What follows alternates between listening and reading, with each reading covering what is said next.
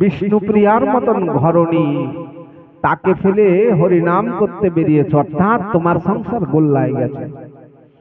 তো তোমার সংসার যেমন গোল্লায় গেছে হরিনাম নিয়ে, আমার সংসারটাও গোল্লায় যাবে। আমি তোমার পিছে পিছে হরিনাম নিতে পারবো না। প্রভু কি বলছে? কৃষ্ণ নাম করো জীব, হরিনাম করো জীব, আর সব মিছে। সংসারাণী অনিত্যানি, সংসার অনিত্য, আজ আছে কাল থাকবে না। এ দেহ যৌবন আজ আছে কাল থাকবে না। এই সমস্ত সংসার অনিত্য, সংসার সমস্ত অনিত্য বস্তু, এমনকি নিজের শরীরটিও অনিত্য, আজ আছে হয়তো কাল থাকবে না। হরিনাম সত্য, হরিনাম নিত্য। তুমি হরিনাম করো, হরিনামের সঙ্গে সম্বন্ধ করো, হরিনামে প্রেম করো। তথাপি জীবের হরিনামে মতি নাহি হয়, দেখিয়া নিত্যানন্দ সোনার পর্বত যেন ধুলাতে গড়ায়। নিত্যানন্দ মহাপ্রভু স্বয়ং পরমেশ্বর। এত যুগ পর্যন্ত জীব আত্মকল্যাণের জন্য, হরিনাম করার জন্য, পরমিষ্ঠ হরি শ্রীহরি সাধনের জন্য জীব দুয়ারে দুয়ারে ভগবানের জন্য যোগ তপস্যা আদি করেছেন। আর আজ সেই পরম ব্রহ্ম স্বয়ং জীবের দুয়ারে এসে হরিনাম দিচ্ছে। স্বয়ং শ্রীহরি নিজ নাম বিলাইতে, তাই বলছে হ্যাঁ কলৌ, পুষ্পবন্ত কলৌ, এটা পুষ্পবন্ত কলিযুগ। কেন না, এমন কোন যুগ পূর্বে হয় নাই, না হবে কো আর, এমন যুগ কোনদিন হয়নি। স্বয়ং পরমেশ্বর জীবের দুয়ারে এসে বলছে, ও জীব হরিনাম কর, তোর আর কিচ্ছু করতে হবে না, অন্তত সকাল সন্ধ্যা দুই বেলায় হরিনাম কর। যোগ তপস্যা ধ্যান যাগ যজ্ঞ ব্রত অনুষ্ঠান কিছু করার প্রয়োজন নেই, তুই সকাল সন্ধ্যা দুই বেলা হরিনাম কর। তথাপি জীবের হরিনামে মতি হয়নি। বলছে না, তোমার সঙ্গে হরিনাম করলে তোমার মতন আমাদেরও সংসার গোল্লায় চলে যাবে। দেখিয়া সোনার পর্বত যেন ধুলাতে গড়ায়। আমার সোনার পর্বত সম নিত্যানন্দ ধুলাতে গড়াগড়ি দিচ্ছে। বলছে প্রভু, তোমার এই স্বাদের হরিনাম জীব রুচি হলো না জীবের। তোমার এই যে মধুমাখা হরিনাম, তাও জীবের রুচি হলো না। দেখিয়া সোনার পর্বত যেন ধুলাতে গড়ায়।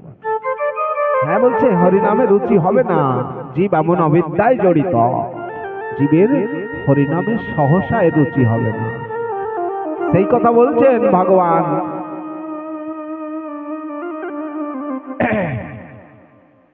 বহুনাং জন্ম জন্মান্তরে জ্ঞানবানমাং প্রপদ্যন্তে। বহু বহু জন্মের পরে এই জন্মে যার হরিনামে রুচি হয়েছে, কৃষ্ণ নামে যার রুচি হয়েছে, ভগবান কি বলছে? বহুনাং জন্ম জন্মান্তরে জ্ঞানবানমাং প্রপদ্যন্তে বাসুদেবময় সর্বসমহাত্মা সুদুর্লভ। বহু বহু জন্মের পরে কোন এক জন্মে জীব যখন এই সিদ্ধান্তে পৌঁছায়, আমার পরমেশ্বর ছাড়া আমার আর কর্তা কেউ নেই, আমার আর মুক্তির পথ নেই, আমার আর ভালো মন্দ বোঝার কেউ নেই, তখন তিনি পরমেশ্বর ভগবানে মন অর্পণ করে। তো বলছে এই জন্য যিনি পরমেশ্বর ভগবানকে মন ধ্যান অর্পণ করেছে, তিনি সাধারণ ব্যক্তি নয়, সে মহাত্মা দুর্লভ। সেই মহাত্মাটি দুর্লভ, যিনি এই জন্মে পরমেশ্বর ভগবানকে নিজের আত্মদেব মেনে নিয়েছেন, নিজের সর্বে সর্বা মেনে নিয়েছেন। তো চৈতন্য চরিতামৃতের একটি দৃষ্টান্তে আমরা খোলা বেচা শ্রীধরের দৃষ্টান্তে যাব। এই যে বহু জন্মের পরে কোন এক জন্মে জীব জানতে পারে পরমেশ্বর ভগবান শ্রীহরি ছাড়া তার বান্ধব কেউ নেই, সেই আত্মাটি দুর্লভ আত্মা। এর আগে 84 লক্ষ জনি ধরে জীব অনেকবার ঘুরে এসেছে। 84 হইতে আসে জীব, 84তে যায়, এইভাবে অনন্ত কোটি জন্ম ধরি জীব নরকে বেড়ায়। বেদ পুরাণ উপনিষদ সমস্ত কিছুতে বলছে জীবের 84 লক্ষ জনি। কিন্তু বৈষ্ণব মহাজনগণ আমার সর্বস্বামী বলছে জীব অনন্ত কোটি জন্ম ধরে এইভাবে নরকে ঘোরে। তো আজ তার কি কোন যুক্তিবাদী বলছে, হে মহাজন, সমস্ত বেদ পুরাণ উপনিষদ বলছে একটি জীবাত্মা পরমেশ্বর শ্রীহরির থেকে বিস্তৃত হয়ে 84 লক্ষ জনি ঘুরতে ঘুরতে মানব জনিতে এসে হরি নাম করলে, কৃষ্ণ নাম করলে তার মুক্তি হয়। তো আপনারা বলছেন অনন্ত কোটি জন্ম, যার শেষ নেই। প্রশ্ন এখানে জিজ্ঞাসা আসছে, তার তর্কবাদী জিজ্ঞাসু প্রাণী জিজ্ঞাসা করছেন মহাজনকে যে বেদ পুরাণ উপনিষদ বলছে জীবের 84 লক্ষ জন্ম, আর বৈষ্ণবীয় মহাজনগণ বলছেন অনন্ত কোটি জন্ম। অনন্ত কোটি জন্ম কোথা থেকে পেলেন? হাত থেকে বানালেন? আমার রূপ গোস্বামী পাত্তার জবাবে বলছে 84 হইতে আসে জীব, পুনঃ 84তে পড়ে। এইভাবে অনন্ত কোটি জন্ম ধরে জীব নরকেতে ঘোরে। কেমন না 84 লক্ষ জনির অন্তিমে এসে মানব জনি প্রাপ্ত হয়। সেই মানব জনি প্রাপ্ত হয়েও জীবের যদি হরি কৃষ্ণে মতি না হয়, গুরু কৃষ্ণে মতি না হয়, আত্মকল্যাণ হয় না। জীব 84 লক্ষ জনি ঘুরে এসে পুনরায় আবার 84 লক্ষতে যায়। এইভাবে জীব অনন্ত কোটি জন্ম ধরে নরকে বেড়ায়। তো এই জন্মে যিনি এই মানব দেহেতে যিনি সিদ্ধান্ত করেছেন যে আমার পরমেশ্বর ভগবান ছাড়া আমার আর আপন স্বজন কেউ নেই, তিনি পরমেশ্বর সাধন করার জন্য মন প্রাণ দিয়ে থাকে। গীতায় সে কথা ভগবান বলছে, বহুনাং জন্ম জন্মান্তরে জ্ঞানবানমাং প্রপদ্যন্তে। বহু বহু জন্মের পরে এই জন্মে তিনি সিদ্ধান্ত নিয়েছেন আমার শ্রী গোবিন্দ বিনা, আমার শ্রী হরি বিনা আমার বান্ধব কেউ নেই। তো তিনি মহাত্মা, দুর্লভ, সেই আত্মা দুর্লভ আত্মা। আজ খোলাবাতা শ্রীধরের কথায় যাব। শ্রীধর নামে একটি দরিদ্র, খুব দরিদ্র ব্রাহ্মণ ছিল। তো তার পরিবার পোষণের জন্য কোনো ব্যবস্থা ছিল না। তো প্রত্যেক দিন গঙ্গার কূলে কিছু কলার পাতা, কিছু কলার খোলা, কিছু দুর্বা, তিল, হর্তকি আদি নিয়ে বসে থাকতো গঙ্গা নদীর পারে। আর ওখানে পিতৃমাতৃ তর্পণ আদি ক্রিয়াকর্ম করতে যারা যেত, ওই 2-1 পয়সার কলার খোলা, কলার পাতা, তিল, তুলসী, দুর্বা ওনার থেকে ক্রয় করে নিয়ে গঙ্গায় পিতৃমাতৃ তর্পণ করতেন। তার থেকে যা 2-1 পয়সা উপার্জন হতো, তো কোনোদিন স্বামী স্ত্রী দুজনের অন্ন হলে 2টি পুত্র সন্তান, পুত্র 2টি অনাহারে থাকতে হতো।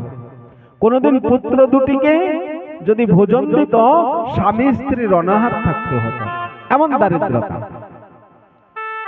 তো তার মধ্যে তিনি সকাল সন্ধ্যায় যে হরিনাম জপ তপ করবে, ভগবানকে আরাধনা করবে, তার তেমন সম্বন্ধ ছিল না বা সময়ও ছিল না, অভাবের কারণে। তো মনে প্রাণে চিন্তা করছে, আমি তো আমার ভগবানকে কখনো বাড়িতে সাধু সেবা দেব, একটু মহোৎসব করবো, আমার তো তেমনও সম্বল নেই। আমি কেমন করে আমার ভগবানকে স্মরণ করবো, বন্দন করবো, পূজন করবো, অর্চন করবো, আমার তো সে সময়ও নেই। একদা গঙ্গা নদীর কিনারায় সাধু মহন্তরা কথোপকথন করছিলেন যে বেদে উক্ত আছে, কোন পুরুষ ব্যক্তি যদি তার উপার্জনের 1/4 অংশ প্রত্যেক দিন গঙ্গায় ব্যয় করে, তার জীবিত থাকতে থাকতে তার ইষ্ট দেবের সঙ্গে সাক্ষাৎ দর্শন হয়। জীবন্ত থাকতে থাকতে তার ইষ্টের, তার প্রাণেশ্বরের সঙ্গে তার সাক্ষাৎ দর্শন হবে। তো শ্রীধর চিন্তা করলো, আমার মতন ভিক্ষুকের, আমার মতন নির্ধনের এর থেকে আর ভালো ব্রত হতে পারে না। কোনো তপ জপ কিছু করতে হবে না, কোনো তপ জপ কিছু করতে হবে না। আমি প্রত্যেকদিন গঙ্গার কূলে তো বসে থাকি, ফুল তুলসী বিক্রয় করি, তো এখান থেকে 1টা পয়সা গঙ্গার মধ্যে প্রণাম করে ছেড়ে দেবো ইষ্ট দেবের উদ্দেশ্যে। আমি মৃত্যুবরণ করার আগে আগে আমার সঙ্গে আমার সাক্ষাৎ শ্রীহরির দেখা হয়ে যাবে। এর থেকে আমার আর উত্তম ব্রত হতে পারে না। এই কথা শুনে উনি তার পরের দিনের থেকেই আরম্ভ করলেন। একে তো অভাব, অন্ন জোটে না সংসারে, আর তার থেকেও 1 পয়সা 2 পয়সা করে প্রত্যেকদিন গঙ্গায় ফেলে দেয়। এবার আরো অনাটন, কোনদিন স্ত্রী ভোজন করলে স্বামী অনাহারে থাকে, কোনদিন স্বামী অনাহারে থেকে স্ত্রীকে ভোজন করতে দেয়, কোনদিন পুত্র দুটিকে ভোজন করতে দিয়ে স্বামী স্ত্রী অনাহারে থাকে। এইভাবে একটানা প্রায় বৎসর কাল হয়ে যাচ্ছে। আমার গৌরহরি নদিয়ায় অবতীর্ণ হয়ে আজ প্রায় 17 বৎসর 17 বছর হয়ে গেছে। প্রভু সাড়া দেননি যে আমি এসেছি জগৎ কল্যাণের জন্য। না কোনো ভক্তের কাছে ধরা দেয়, না নিজে হরি নাম প্রচারে বেরোয়, নিজে প্রচারেও বেরোচ্ছে না, ভক্তের কাছে ধরাও দিচ্ছেন না যে আমি এসেছি জগতে হরিনাম বিলাইতে। বলছে রাধা ভাব হরি ভক্তি আর জীবের নিস্তার, এই 3 বাঞ্ছা পুরাইতে প্রভু অবতীর্ণ অবতার। আমার প্রভু অবতীর্ণ হয়েছিলেন রাধা ভাব, হরি ভক্তি আর জীবের নিস্তার। মহাপ্রভু অবতীর্ণ হলেন কেন? না জীবকে হরিনাম দিতে আর তাকে মুক্তি করার জন্য। এবং কেমন ভাবে? এই ভাবটি রাধা ভাব, ইতিপূর্বে কোন যুগে এই ভাব ছিল না, জগতে অপ্রচারিত। স্বয়ং রাধা রানীর প্রেমের ভান্ডার জীবের হাতে তুলে দিতে। তাই তো বলছে পুষ্পবন্ত কলৌ, এই কলিযুক্তি পুষ্পবন্ত। স্বয়ং শ্রীহরি নিজের খাস ভান্ডারের প্রেমধন জীবের হাতে তুলে দিতে এসেছে। তাই তো গৌর বলছে পূর্ণাস্তু পূর্ণ স্বয়ং ভগবান। পূর্ণ হইতেও পূর্ণ আমার গৌর সুন্দর, আমার গৌর সুন্দর পূর্ণ হইতে পূর্ণতর। আমার গৌর সুন্দরের মতন দয়ার অবতার না হইয়াছে হবে না কোয়া। হ্যাঁ, অশ্বিনী গোসাই পদে তার দেখেছে। ছিল না মনর্পিত কলিতে সমর্পিত করলেন গৌর গুণধাম।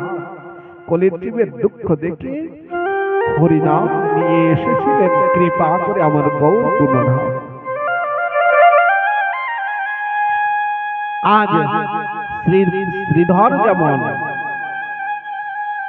দীর্ঘদিন ধরে অভাব অনাটনে শরীরে ক্ষুধার যন্ত্রণায় সইতে পারছে না, তথাপি ব্রত থেকে নিজে সরে দাঁড়াচ্ছেন না, ব্রত করছেন কেন?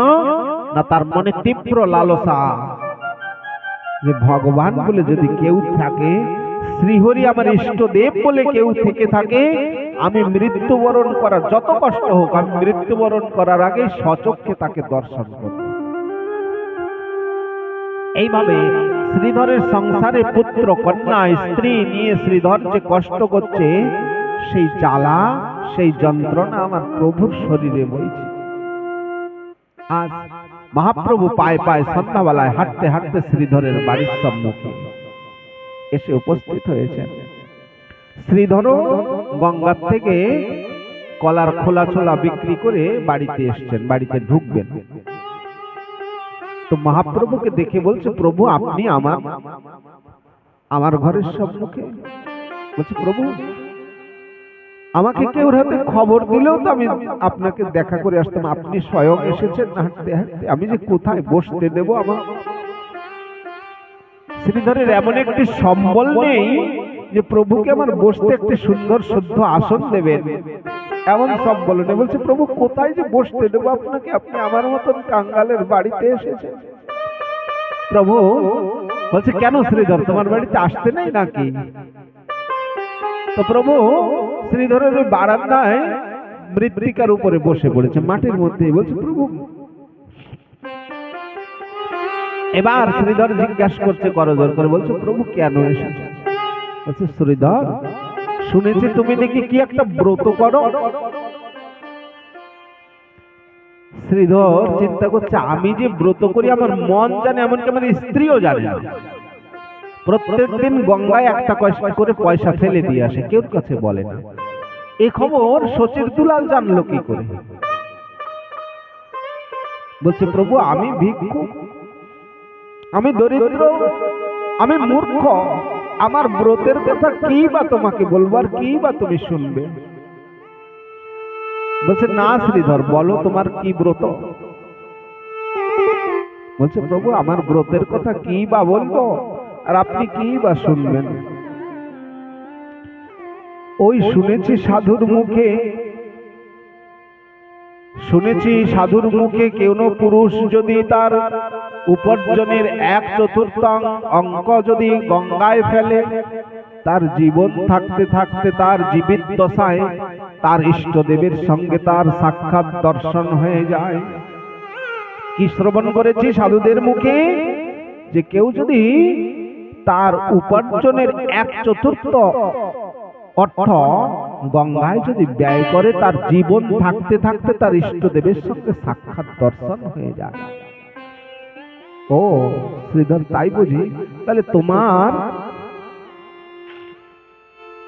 তুমি পিতা হিসাবে তোমার সংসারে তোমার পুত্র দুটি দিনাদিন না খেতে পেয়ে দিনহীন ক্ষীণ কাঙ্গাল হয়ে যাচ্ছে, তুমি পিতা হিসাবে তার প্রতি কর্তব্য আছে। তোমার স্ত্রী ভোজন পায় না, পরনে একটি বস্ত্র নেই, জরাজীর্ণ বস্ত্র, বাইরে লোকালয়ে বেরোতে পারে না, এত জীর্ণ শীর্ণ শতজীর্ণ একটি বস্ত্র। স্বামী হিসেবে তোমার তার প্রতি কর্তব্য আছে। এ কথা যখন মহাপ্রভু বলছে, হঠাৎ শ্রীধর হাত জোড় করে বলছে প্রভু আপনি যেন আমাকে আমার ব্রত বন্ধ করতে আদেশ দেবেন না। আমার পুত্র কন্যা যদি না ভোজনে উপবাস থাকতে থাকতে মৃত্যুবরণ করে, যদি আমার স্ত্রী উপবাসী হইতে হইতে মৃত্যুবরণ করে, তথাপি আমার ব্রত হইতে আমাকে নিষ্কৃতি হতে বলবেন না। আমার ইষ্ট দর্শনের জন্য এত তীব্র লালসা হয়েছে, আমার শ্রীহরি দর্শনের জন্য, আমার ইষ্টদেব দর্শনের জন্য মনে এত তীব্র লালসা, যদি আমার পুত্র কন্যা মারা যায়, যদি আমার স্ত্রীও মারা যায়, তথাপি আমার ব্রত হতে আমি নড়চড় হব না। আমাকে আমার ব্রত বন্ধ করতে নিষেধ করবেন না প্রভু। শ্রীধর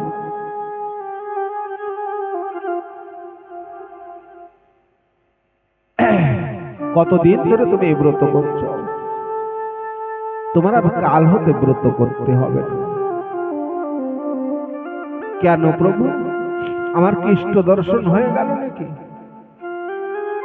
প্রভু বলছে হ্যাঁ, আমার তোমার ইষ্ট দর্শন হয়ে গেছে।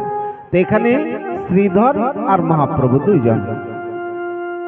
তো শ্রীধর বলছে ঠাকুর আমি ব্রত, আমার কালকে হইতে ব্রত বন্ধ করব, আমার ব্রত করতে হবে না বলছো, তাহলে কি আমার ইষ্ট কি, আমার কি ইষ্ট দর্শন হয়ে গেল? বলছে হ্যাঁ তোমার ইষ্ট দর্শন হয়ে গেছে। বলছে কেন, তুমি কি আমার ইষ্ট নাকি? বলছে হ্যাঁ শ্রীধর আমি তোমার ইষ্ট। আজ দীর্ঘ 17 বর্ষ নবদ্বীপে অবতীর্ণ হইল। আমি আজ 17 বছরে নবদ্বীপে জন্মগ্রহণ করেছি। আজ কোন ভক্তের সম্মুখে আমি বলিনি আমি সেই তোমার। আজ তোমার ভক্তিকে, তোমার একনিষ্ঠ ঈশ্বর দর্শনের আকাঙ্ক্ষা দেখে আমি থাকতে পারলাম না। আমি তোমার সেই ইষ্টদেব, আমি স্বয়ং তোমার সেই ইষ্টদেব। শ্রীধর প্রভুর পায়ে পড়ে গড়াগড়ি করছে, বলছে প্রভু তোমার এত দয়া, আমি তপ জানি না, জপ জানি না, না জানি তোমাকে ডাকতে, না জানি ভজন পূজন, আমি তপ জপ জানি না, ভজন পূজন জানি না, তথাপি তোমার এত দয়া প্রভু, এই অল্প কয়েকদিনের ব্রতের মধ্যে তুমি এসে সাক্ষাৎ দর্শন দিয়েছ।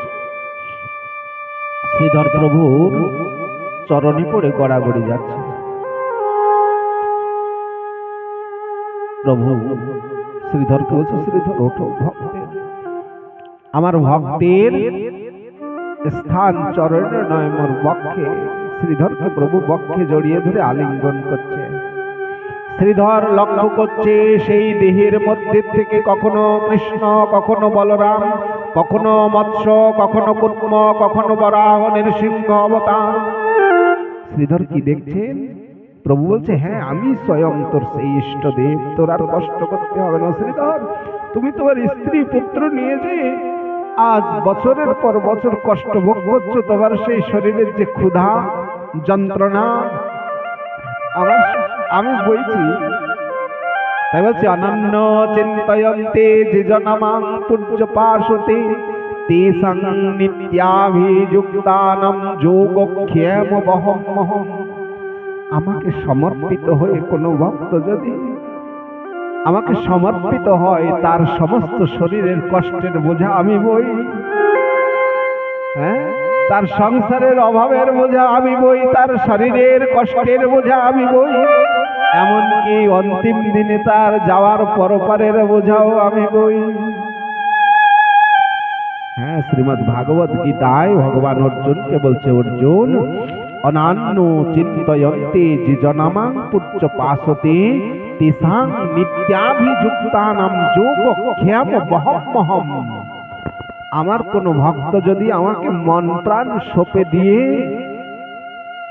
অন্য কোন দিক যার দৃষ্টি নেই, না মানে না সম্মানে না অপমানে না শীত উষ্ণে গ্রীষ্মে না ভয়ে দুঃখে অভাব অনটনে কোন দিক যার মন বিচলিত না হয়, বলছে আমার সেই ভক্তির সমস্ত ভার বোঝা আমি গ্রহণ করি। তার ইহকালের ভার বোঝাও আমি বই, তার পরপারের ভার বোঝাও আমি বই। এমত শ্রীধরকে আলিঙ্গন করে প্রভু যখন ভক্ত বাৎসল ভগবান শ্রীধরকে আলিঙ্গন করে ক্রন্দন করছেন, গৃহ মধ্যে থেকে কই কই ক্ষীণ স্বরে এক ক্রন্দনের ধ্বনি। ঘরের মধ্যে থেকে একটি ক্ষীণ স্বরে, কই কই স্বরে একটি ক্রন্দনের ধ্বনি হচ্ছে। কেন? নয়, শ্রীধরের পত্নী ঘরের মধ্যে বসে ক্রন্দন করছে, প্রভুকে এসে যে প্রণাম করবে শ্রীধরের পত্নীর তেমনও ক্ষমতা নেই। কেন? শতযুগ্ম একটি বস্ত্র, লজ্জা নিবারণ হচ্ছে না, ঘরের থেকে বাইরে বেরোতে পারছে না, ঘরের মধ্যে বসে কাঁদছে। প্রভু বলছে, শ্রীধর ঘরের মধ্যে থেকে ক্রন্দনের ধ্বনি আসে, কে কাঁদে? শ্রীধর বলছে, প্রভু আমার পত্নী হতভাগী, ও যে এসে আপনার চরণে প্রণাম করবে ওর তেমনও ক্ষমতা নেই, শতযুগ্ম একটি বস্ত্র, লোকালয়ে আসার মতন ওর ক্ষমতা নেই, ঘরের মধ্যে বসে কাঁদছে, কাঁদুক। প্রভু বলছে, মা দাঁড়া, আমি তোর কাছে আসছি, আমি তোর কাছে আসছি। শ্রীধরের মনটা চাইছে ভগবান যেমন আমি ভগবানকে স্পর্শ করেছি, গৌর হরিকে আমি স্পর্শ করেছি, প্রণাম করেছি, প্রভু আমাকে আলিঙ্গন করেছে, আমার স্ত্রীকেও ঠাকুর আশীর্বাদ করুক। কিন্তু মুখ দিয়ে বলছে, না ঠাকুর তুমি যেও না। কেন? না, তোমারই কন্যা তোমার সামনে নগ্ন অবস্থায় আছে, তোমার সামনে আসতে পারবে না, লজ্জা পাবে। তুমি না প্রভু, তুমি ভিতরে যেও না। প্রভু শুনছেন না, গৃহমধ্যে প্রবেশ করতে যাচ্ছেন, বারান্দার থেকে ঘরে উঠতে যাচ্ছেন। শ্রীধর পিস পিস দৌড়াচ্ছে, বলছে, প্রভু যেও না, তুমি ঘরের মধ্যে যেও না প্রভু, তুমি দেখবে যে লজ্জা পাবে। যখনই প্রভু গৃহ মধ্যে একচরণ রেখেছেন গৌর হরি, গৌর হরির দেহের বর্ণে, দেহের জ্যোতিতে সমস্ত অন্ধকারময় গৃহটি আলোকিত হয়ে গেছে। মহাপ্রভু দেহের বর্ণ কেমন বলছে? তপ্ত কাঞ্চন বর্ণাভা। সোনাকে যেমন আগুনে দিয়ে পোড়ালে যেমন বর্ণ হয় তপ্ত কাঞ্চন, সেই উজ্জ্বল দেহের জ্যোতির বর্ণে যেন গৃহমধ্যটি অন্ধকার দূরীভূত হয়ে আলোকের প্রভা, অন্ধকার দূরীভূত হয়ে যেন আলোকের প্রভা হয়ে গেছে। তার মধ্যে শ্রীধর দেখছেন একটা দিব্য পট্ট বস্ত্র পরিধান, স্বর্ণ অলঙ্কার যুক্ত একটি লক্ষ্মী প্রতিমা বসে আছে। শ্রীধর বলছে, কে তুমি? দিব্য জ্যোতিময়, স্বর্ণ অলঙ্কার, দিব্য পট্ট বস্ত্র, একটা লক্ষ্মী প্রতিমার মতন কে তুমি বসে আছো? শ্রীধরের পত্নী বলছে, স্বামী তুমি আমাকে চিনছো না, আমি তোমার পত্নী। তো বলছে, তোমার শতযুগ্ম বস্ত্র ছিল, লজ্জা আবরণের মতন ছিল না, তোমার দেহে কোনো দিব্য অলঙ্কার ছিল না। শ্রীধরের পত্নী বলছে, প্রভু আমি জানি না। জয়ছে গৌর সুন্দর গৌর হরিমোর আঙিনায় প্রবেশিলা। বলছে যখনই আমার ঘরের মধ্যে, আঙিনার থেকে আমার ঘরের মধ্যে যখনই গৌর হরি পাও দিয়েছে, অমনি তার দেহের জ্যোতিতে আমার ঘরখানি আলোকিত হয়ে গেছে। আমি নিজের দিকে তাকিয়ে আমি নিজেকে নিজে চিনতে পারছি না।